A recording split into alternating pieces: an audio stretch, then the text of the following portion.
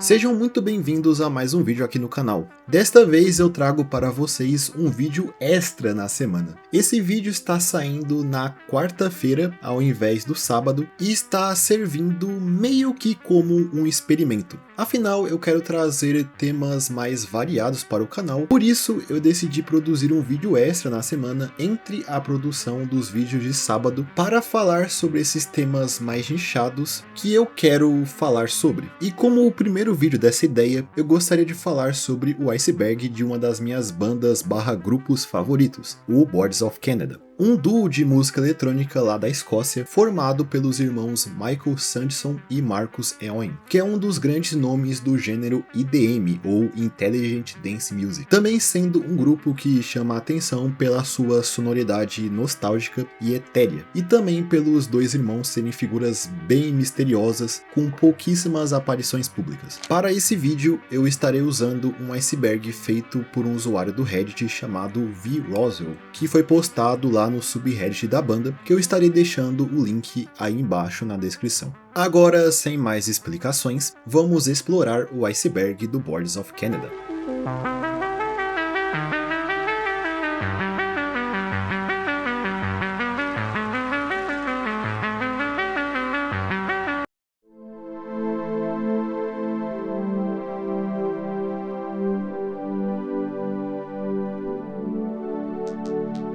Remixes. O Boards of Canada já fez alguns remixes de músicas de outros artistas, como os grupos Neverman e Cloud Dead. Um exemplo disso é o remix da faixa Dead Dogs to Threat and Right, que é inclusive o trabalho mais recente deles, lançado em 2021. Esses remixes são interessantes porque mostram a banda se aventurando em outros gêneros, com eles puxando bastante para o hip hop e o funk americano, por exemplo. Esses remixes também provam que eles ainda estão de alguma forma ativos, mesmo sem lançar um álbum novo há mais de 12 anos. A duração de Geogad. Geogad é o segundo álbum de estúdio do Boards of Canada, lançado em 2002. Esse disco tem uma atmosfera bem sombria e se diferencia bastante do anterior, o Music Has Right to Children. O álbum traz referências a cultos, mensagens subliminares e ao paganismo, incluindo religiões como o Wicca. Uma das coisas que mais impactou a criação desse álbum, na verdade, foi o 11 de setembro. Os irmãos já contaram que, durante os ataques, eles estavam grudados na frente da TV, acompanhando as notícias, enquanto também trabalhavam no álbum. Outro detalhe que contribui para essa atmosfera sombria é a duração do álbum, que na versão original tem exatamente 66 minutos e 6 segundos, ou seja, 666, o número da besta. Essa duração específica se dá graças à última trilha do álbum, que se chama Magic Window, que tem 1 minuto e 47 segundos de puro silêncio. Sim, você não ouviu errado. Essa faixa só tem silêncio puro, sem música, só silêncio. Entretanto, existe uma versão japonesa do álbum que não tem essa duração, pois ela inclui uma faixa extra chamada From One Source All Things Depend, que é uma gravação de uma criança orando e falando sobre a natureza de Deus. Essa gravação foi retirada de uma coleção de áudios chamada Recording the Sound of Children, feita por Tony Schwartz em 1970. Blessed art thou amongst women, and blessed. Now I lay me down to sleep. I pray the Lord my soul to keep.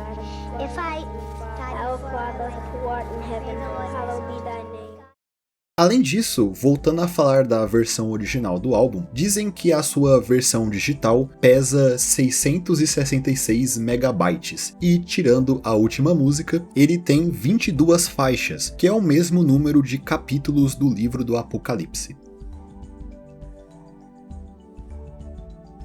National Film Board of Canada. O National Film Board of Canada é uma produtora audiovisual de propriedade do governo canadense, fundada em 1939. Essa produtora distribui filmes, documentários e animações educativas com foco na natureza. Os irmãos Michael e Marcus assistiam bastante os trabalhos do National Film Board quando eles eram crianças, já que, apesar deles serem escoceses, a família deles morou em Calgary, no Canadá, durante os anos 70, devido ao trabalho do pai deles. Essa influência se reflete na criação da banda, tanto no nome quanto na sonoridade, pois eles se inspiraram nas trilhas sonoras desses documentários. Além disso, algumas músicas da banda fazem referências diretas ao National Film Board. Por exemplo, a faixa Peter Stand Alone, do álbum Music Has Wired to Children, é nomeada em homenagem a um homem nativo americano que, pasmem, se chama Peter Stand Alone. Ele apareceu em um documentário chamado Circle of the Sun, de 1960, que retrata a vida de uma tribo da província de Alberta chamada Nação Kainai, também conhecida como a Tribo do Sangue. Essa tribo é mencionada em outra música do álbum, a Kaini Industries, que tem no seu final uma sample que vem de uma gravação de um rito cerimonial indígena. Mas aparentemente essa gravação não foi feita pela tribo Kainai, mas sim uma gravação de um rito do povo Dívaro, que habita o Peru e o Equador. É claro, não se tem confirmação disso, mas é a sample mais próxima encontrada, que aparece em um álbum chamado Music of the Dívaro from Ecuador, de 1973.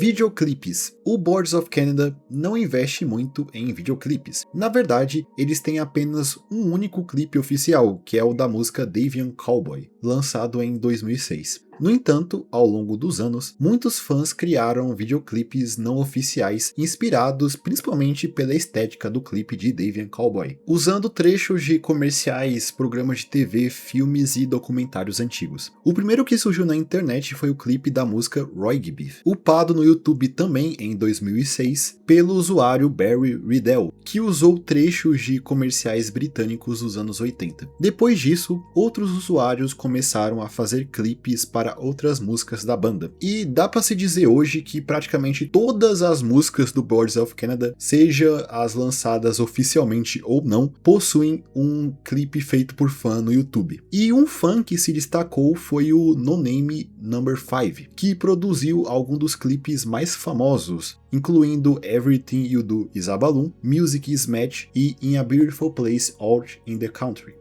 Dentre alguns dos seus trabalhos estão os vídeos com mais visualizações do YouTube relacionados a Boards of Canada. No entanto, esse No Name No. 5 não posta nada desde 2009, e seu último vídeo foi um clipe para a música 1969. Mas de qualquer forma, eu devo bastante a ele porque muito da estética do meu canal eu me inspirei nos vídeos dele.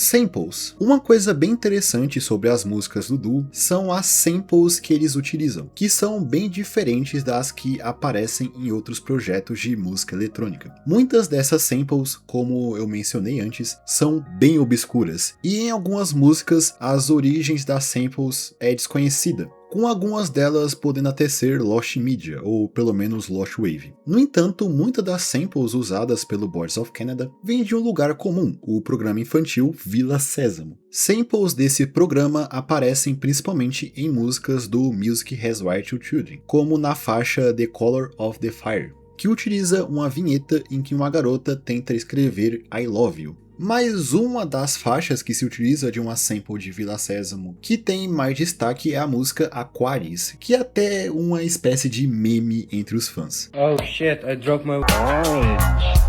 I dropped my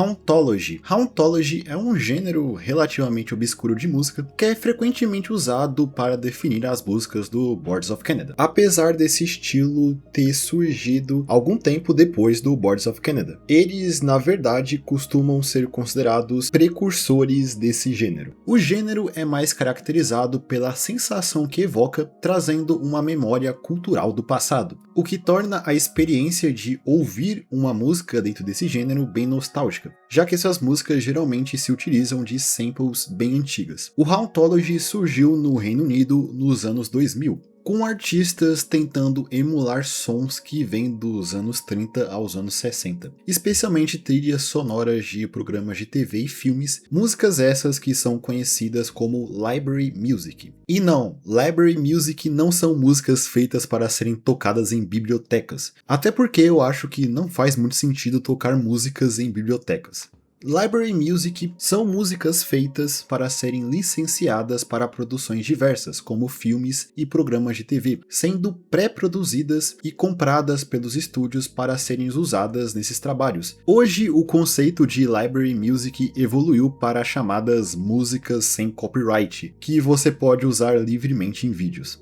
As Library Musics dos anos 60 e 70 são lembradas por terem um som característico, geralmente um jazz instrumental suave. E voltando a falar do Hauntology, musicalmente o gênero frequentemente utiliza de técnicas de gravações antigas, como a granulação de gravações velhas, ruído de vinil, chiado de fita e a combinação de tons de sintetizadores antigos com instrumentos acústicos. Além do Boards of Canada, talvez o artista mais conhecido dentro desse gênero seja o The Caretaker, com seu projeto Everywhere at the End of Time. O Hauntology também gerou e inspirou como o pop hipnagógico, que tem mais ou menos a mesma ideia, porém se inspirando em músicas da cultura pop dos anos 80. O pop hipnagógico, inclusive, é considerado o lugar onde se derivou um gênero bastante conhecido, o Vaporwave.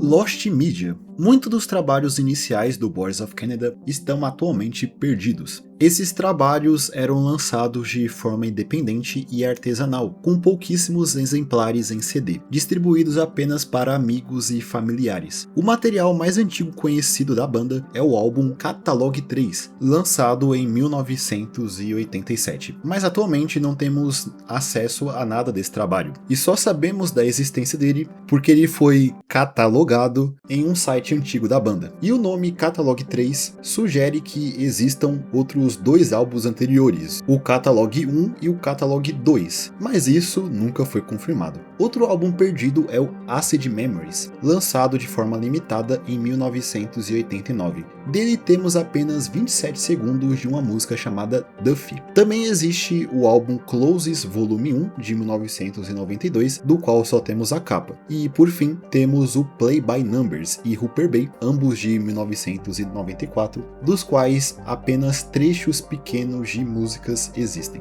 No caso do Play by Numbers, temos 1 minuto da faixa Would You Like to Be Free, e em Hooper's Bay são 40 segundos da música Circle. Apesar de já ter se passado décadas desde que esses trabalhos foram feitos e de terem sido distribuídos de forma super limitada, ainda existe uma pequena possibilidade de possamos ouvir esses lançamentos no futuro, seja por relançamentos, como aconteceu com o álbum Truism, ou de alguém que de alguma forma tem esses registros disponibilizá-los na internet, mas por enquanto o que nos resta é esperar.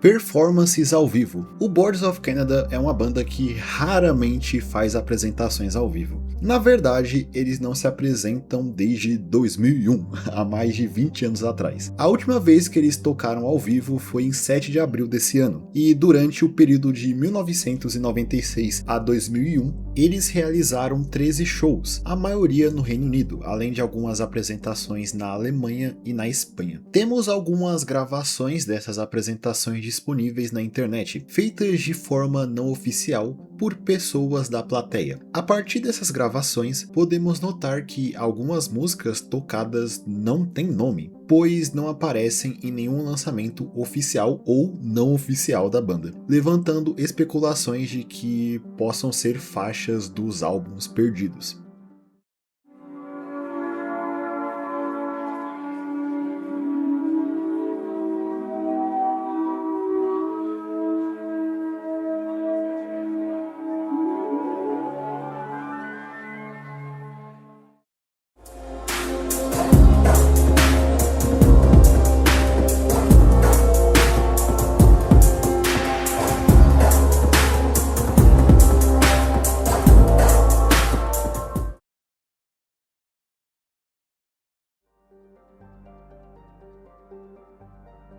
Old Tunes. Old Tunes, ou A Few Old Tunes, se trata de 2 volumes de compilações de músicas do duo, que ambos foram compilados em 1996 e lançados de forma independente e distribuídos para amigos e familiares, assim como os álbuns perdidos. Uma das pessoas que sabemos que tinha cópias do Old Tunes é o Cian Booth, um dos membros de um outro grande duo do EDM, o All Texture, outro grupo que vale muito a pena dar uma olhada, além do Mike Paradinas, mais conhecido como o Zig, que também é um músico dentro do gênero. Old Tunes volume 1 e 2 foram vazados no início dos anos 2000, aparecendo em programas P2P como o Soul Sick, algo que também aconteceu com outro lançamento raro da banda, o BOC Maxima, também de 1996. Na capa desses lançamentos existem fotografias de uma garota chamada Louise Campbell, que é parente, possivelmente a irmã do fotógrafo Peter Ian Campbell, que falaremos sobre ele mais tarde. A fotografia dela junto de outra garota desconhecida foi usada em um outro lançamento da banda, o High Scores, lançado pela Scan Records em dezembro de 1996. Hoje todas as músicas do Few Old Tunes volume 1 e 2 estão disponíveis no YouTube, e tem faixas lá que eu gosto bastante, como Dave I Am a Real Traditionalist, Statue of Liberty, 5978 e a BMX Track.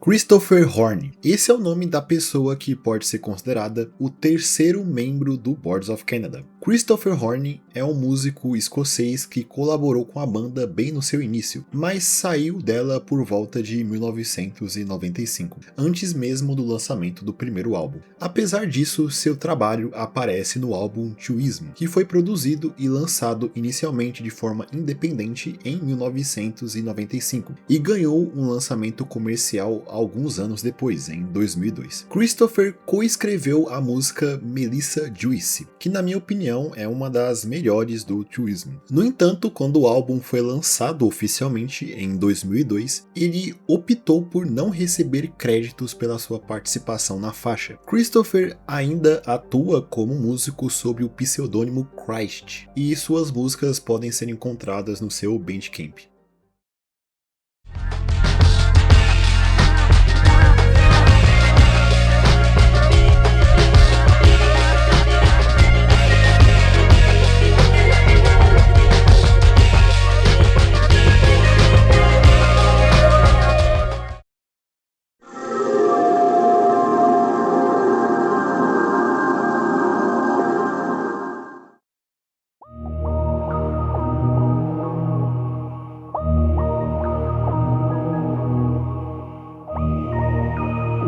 Hexagon Sun. Esse é o nome de um coletivo de artistas escoceses com sede em Edimburgo, de onde vêm os irmãos Mike e Marcus. O Boards of Canada é, na verdade, o principal projeto que surgiu do Hexagon Sun. e foi lá que os irmãos lançaram suas primeiras músicas de forma independente. Pouco se sabe sobre esse coletivo que parece até uma sociedade secreta. Eles têm um site que atualmente não funciona muito bem, mas vendo capturas salvas dele pelo Wayback Machine, é possível ver a frase "A internet é do mal, acorde", escrita de trás para frente. Em outros momentos, porém, o site foi usado para divulgar lançamentos do Boards of Canada, como é o caso do álbum Campfire Red Phase, entre 2005 a 2006. Outras pessoas que possivelmente eram membros do Hexagon Sun incluem o Christopher Horne, mencionado anteriormente, e o fotógrafo Peter Ian Campbell, que registrou os irmãos em várias ocasiões, com algumas fotos deles se tornando capas de lançamentos da banda. Como é o caso da foto original, que foi manipulada para se tornar a capa do Geogad. O coletivo também é referenciado em títulos de algumas músicas do Boards of Canada, como Turquoise Hexagon Sun e Orange Hexagon Sun. A recusa da Reflex. A Reflex Records é a gravadora do Richard D. James, mais conhecido como Aphex Twin, outro grande nome do IDM que surgiu anos antes do Boards of Canada. Na verdade, os irmãos enviaram músicas para a Reflex antes de lançarem seu primeiro álbum oficialmente, tentando conseguir um contrato com a gravadora dele. O Aphex Twin comentou em uma entrevista que costumava receber trabalhos de músicos querendo assinar com sua gravadora, e um desses músicos foram os irmãos do Boards of Canada. Ele disse que ouvia bastante as músicas que eles mandaram e até gostava delas, mas nunca sentiu a necessidade de fechar um contrato com eles. Com isso, algum tempo depois, o Boards of Canada acabou fechando um contrato com a Warp Records, que é a gravadora deles até hoje. Societas X-Tape. Esse é o nome de uma mixtape de 2 horas que o Boards of Canada criou e que foi transmitida em 23 de julho de 2019 na rádio NTS de Londres. É possível encontrar essa mixtape completa aqui no YouTube, e a própria NTS descreveu essa mixtape como uma seleção de 2 horas de psicodelia excêntrica e alucinante. Durante essas 2 horas dá para ouvir trechos de várias músicas de diferentes gêneros, criadas por artistas que os irmãos gostam e que os inspiram. No entanto, não existe uma lista oficial das músicas presentes na mixtape, o que fez com que os fãs tivessem que catalogar tudo. No entanto, existem algumas músicas desconhecidas que não se sabe a sua autoria original. Algumas delas podem ser trabalhos do próprio Boards of Canada, mas outras parecem apenas trabalhos extremamente obscuros de artistas desconhecidos. Algumas dessas músicas ao longo dos anos conseguiram ser identificadas, como a música Strangers da banda britânica Sinking Ships, porém outras ainda permanecem um mistério, com algumas delas tendo trechos bem curtos na mixtape.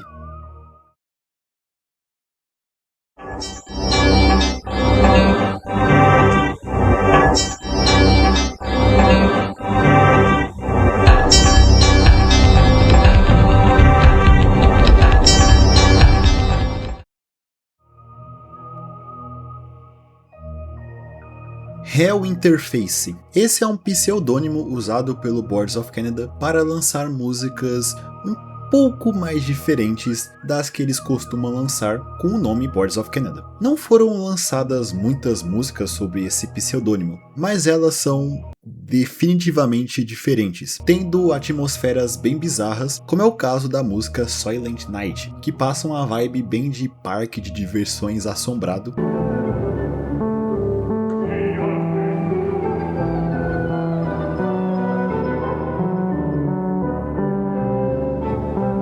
E a música The Story of Shendrix, que não é necessariamente uma música, mas sim uma voz robótica, tipo um loquendo, contando uma história que parece até uma daquelas creepypastas ruins que tinham na internet antigamente, que eu vou deixar vocês ouvirem por vocês mesmos. I have a story to tell. Once there was a boy who had a large dog. The dog was called Zentrix. One day the boy was walking in the woods with Zentrix. He stumbled on a wooden door. Zentrix opened the door and the boy followed him inside. What the boy saw amazed him. There was a cave, 1 mile long. And inside the cave were 1 million other children, and 1 million dogs. The boy could not hold back his tears when he heard Zentrix say, "Welcome, my friend. These are my people. Now they are your people too." Não me pergunte qual é o significado dessa história. E sim, isso realmente foi feito pelo Boards of Canada. Além dessas faixas inusitadas, o projeto Hell Interface também tem um canal oficial no YouTube, que atualmente não possui nenhuma música. Na verdade, o canal tem apenas um único vídeo, que tem um conteúdo que você não esperaria, sendo uma edição bem ao estilo Analog Horror de um comercial antigo que parece divulgar um parque aquático postado em 2013, sendo parte da promoção do último álbum lançado da banda, o Tomorrow's Harvest. Inclusive, a divulgação desse álbum foi uma espécie de ARG, com a banda espalhando códigos em vários lugares para que os fãs juntassem e formassem uma senha para conseguir acessar um site com prévias do álbum. Inclusive, um desses códigos surgiu em um vinil que apareceu em uma loja em Nova York, que tinha esse nome que vocês estão vendo, com vários traços e X. O conteúdo desse vinil era apenas um áudio com 40 segundos falando os números do código. Mas voltando a falar do Hell Interface, o canal já teve outros vídeos que foram apagados, como por exemplo um vídeo que eles postaram em 2021, que mostra o rosto de um dos nazistas derretidos do filme do Indiana Jones, onde foi usado deepfake para que ele cantasse a música I Feel Good, do James Brown. Bem parecido com aquele meme do Baka Mitai, a música do jogo Yakuza, que viralizou na internet alguns anos atrás. Pensar que isso é um material canônico da banda é bem estranho. Além disso, por algum motivo, o canal tinha essa imagem de perfil, que mostra uma foto editada da Whitney Houston. Atualmente o canal possui essa imagem que também é um pouco bizarra.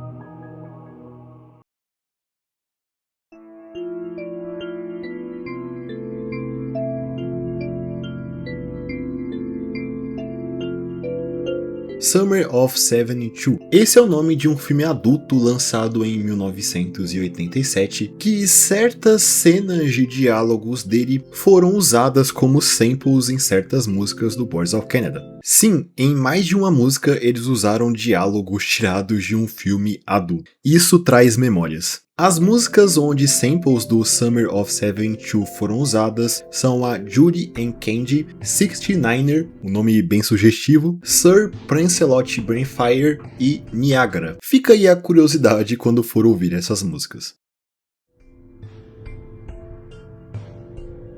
Melissa Olson. Melissa Olson é o nome de uma mulher que é acreditada como a diretora do único clipe da banda, o da música Davian Cowboy.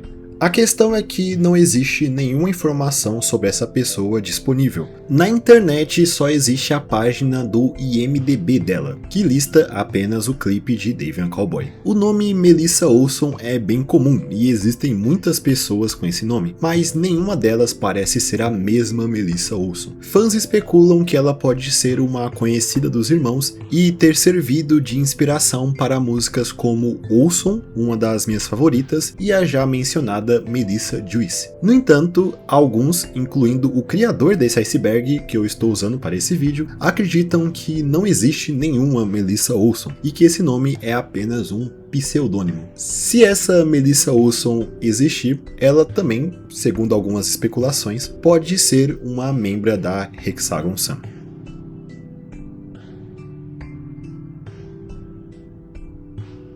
Ramo Davidiano. O Ramo Davidiano é o nome de uma seita religiosa que surgiu nos Estados Unidos a partir de um cisma dentro da Igreja Adventista do Sétimo Dia, nos anos 30, e foi reformada nos anos 50. No final dos anos 80, um homem chamado Vernon Howell se juntou ao Ramo Davidiano, mudou seu nome para David Koresh, escalou dentro da hierarquia da seita e se tornou seu líder, com ele se auto-intitulando de O Último Profeta profeta. Sob sua liderança, o ramo davidiano adotou crenças apocalípticas e começou a estocar armas em uma base próxima à cidade de Waco, no Texas. Essa coleção de armas chamou a atenção do governo americano e em 1993 o FBI fez um cerco em Mount Carmel, a base da seita, com o objetivo de prender Koresh. O cerco durou 51 dias e no final a situação se escalonou, resultando em um incêndio que acabou matando 82 membros do ramo, incluindo 26 crianças. Uma das fatalidades foi o próprio David Koresh, que foi baleado por um dos agentes. O cerco de Waco ficou conhecido como um dos maiores conflitos entre forças governamentais e civis nos Estados Unidos, e o incêndio manchou bastante a imagem das organizações envolvidas, levantando debates sobre a ação do governo contra grupos religiosos. O ramo davidiano é muito referenciado nos trabalhos do Boards of Canada, com algumas músicas fazendo referências diretas à seita, como a música 1969 do Geogad, e as faixas do EP In a Beautiful Place Out in the Country, lançado em 27 de novembro de 2000, que contém 4 músicas. Uma das músicas desse EP é a chamada Emo Bishop Roden, que é o nome de uma mulher que fazia parte da seita e era esposa de uma outra figura importante dela, o George Roden, que era filho de um dos fundadores da seita, o Benjamin Roden, e rival de David Koresh.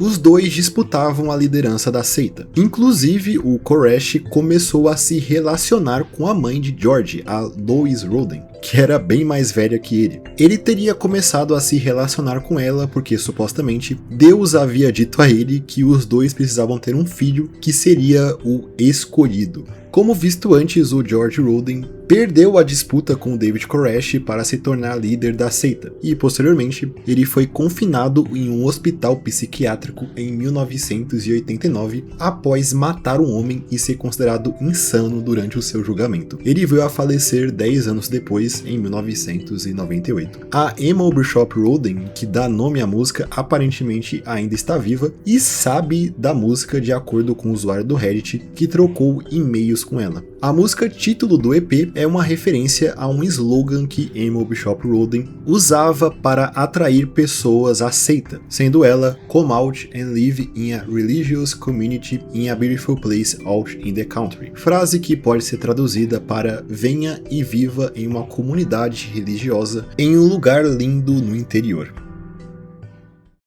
Emo Bishop Roden lives on the compound in Waco today. Although not a follower of David Koresh, she is a devoted Branch Davidian. And I don't think when you come out and live in a religious community in a beautiful place out in the country, and you're away from crime, that you suddenly are overcome with this suicidal impulse. It hasn't happened to me, I promise.